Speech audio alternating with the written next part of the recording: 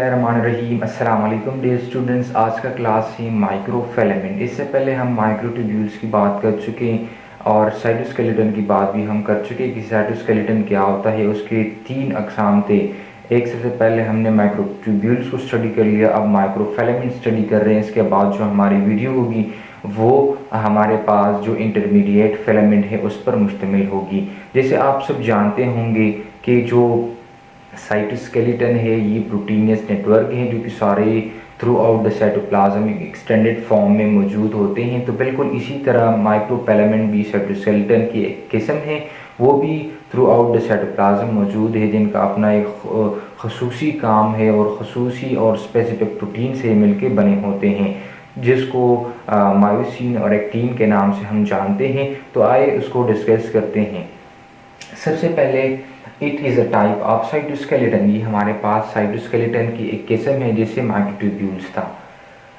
जो इसकी जो डायमीटर है वो हमारे पास 7 नैनोमीटर है, मतलब उसकी जो कुतर है, जो उसकी जो थ्रू आउट स्ट्रक्चर है वो हमारे पास 7 नैनोमीटर है। ठीक है। They are long thread like filament. और ये क्या होते हैं? थ्रेड लाइक फिलामेंट्स होते हैं। मिसाल के तौर पर कैसे थ्रेड लाइक होते हैं?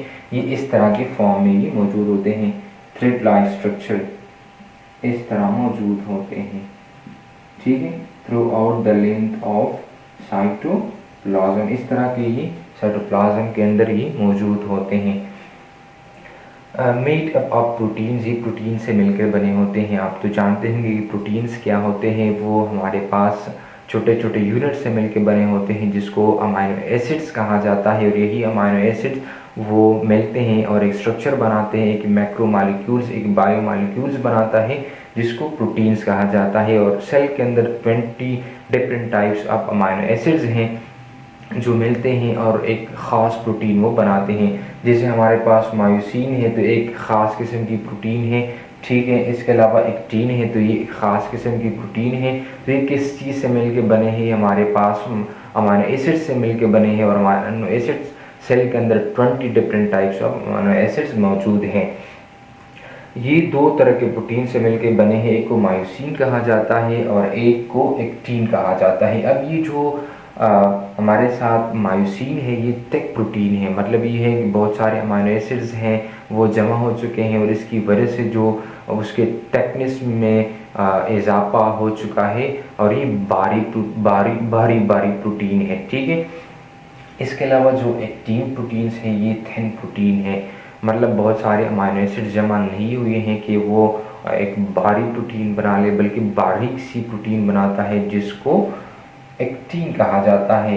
Extended through out the length of cytoplasm, और ये सारे के साइटोप्लाज्म के अंदर ये मौजूद होते हैं। और उनका बेसिक जो फंक्शन है वो यही है कि कंट्रैक्शन एंड रिलैक्सेशन वो सेल को। माइक्रोफिलामेंट का फंक्शन क्या है? ये सेल के अंदर थ्रू आउट द साइटोप्लाज्म मौजूद है, एक नेटवर्क फॉर्म में मौजूद है।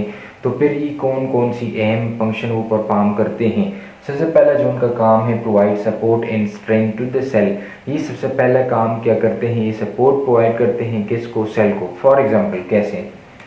ये फॉर एग्जांपल हमारे पास एक सेल हो गई। ठीक है। यहाँ पर न्यूक्लियस मौजूद है, मैंने यूकैरियोटिक सेल ड्रा की। तो अगर इस तरह के फिलामेंट स्ट्रक्चर सेल के अंदर मौजूद होंगे तो सेल क्या होगा? इसकी वजह से स्ट्रेंथ और सपोर्ट के फॉर्म में ये मौजूद होगा। ठीक है। फॉर एग्जांपल हमारे पास माइक्रोफिलामेंट सेल के अंदर मौजूद है, तो इसकी वजह से ये माइक्रोफिलामेंट्स क्या करता है? ये स्ट्रेंथ प्रोवाइड करता है, मजबूती सेल को देता है, और इसके अलावा सपोर्ट प्रोवाइड करता है कि वो विथस्टैंड हो सके, अपनी जगह पर खड़ा रह सके। ठीक है। फॉर एग्जांपल अगर यहाँ पर एक ऑर्गेनेली में ड्रॉ करता हूँ, फॉर एग्जांपल माइटोकॉन्ड्रिया है। ठीक है। तो इस माइटोकॉन्ड्रिया को माइक्रोफिलामेंट ने इस तरह जकड़े रखा है कि ये जो माइटोकॉन्ड्रिया है अपनी जगह पर खड़ा रहे और वो विथस्टैंड रहे, सपोर्ट उसको प्रोवाइड करे और साथ में क्या करे?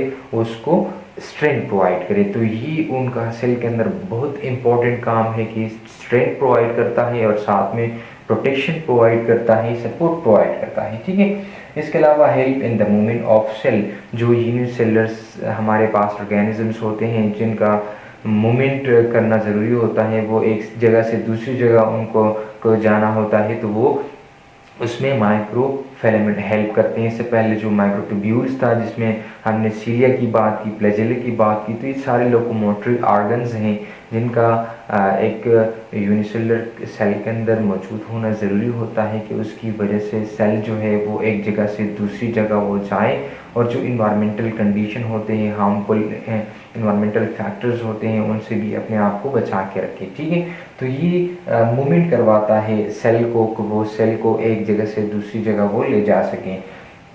Role in muscle contraction, muscle contraction में ये बहुत अहम किरदार अदा करते हैं। इसके अंदर मायोसिन और एक्टिन प्रोटीन्स हैं, और मायोसिन और एक्टिन प्रोटीन्स को एज ए कंट्रैक्टाइल प्रोटीन माना जाता है, जिनका काम क्या होता है, मसल कंट्रैक्शन और रिलैक्सेशन करना होता है। ठीक है, इसके अलावा help in the formulation of pseudopodia in amoeba. Pseudopodia का क्या होता है, एक फॉल्स फुट हम उसको कह सकते हैं, is a foot like structures होते हैं जिनका काम ये होता है कि वो अमीबा को एज ए लोकोमोटरी ऑर्गन उसको इस्तेमाल करें, और अगर अमीबा एक जगह से दूसरी जगह वो जाना चाहे वो तो through the help of pseudopodia वो जा सकता है। तो ये था आज का हमारा क्लास माइक्रोफिलामेंट। माइक्रोफिलामेंट क्या होते हैं, कहाँ कहाँ ये मौजूद होता है, किस तरह सेल के अंदर ये मौजूद होता है, और उनका फंक्शन क्या है। तो हमने ब्रीफली डिस्कस की। कोई भी क्वेश्चन, कोई भी सवाल हो तो आप कमेंट बॉक्स में पूछ सकते हैं।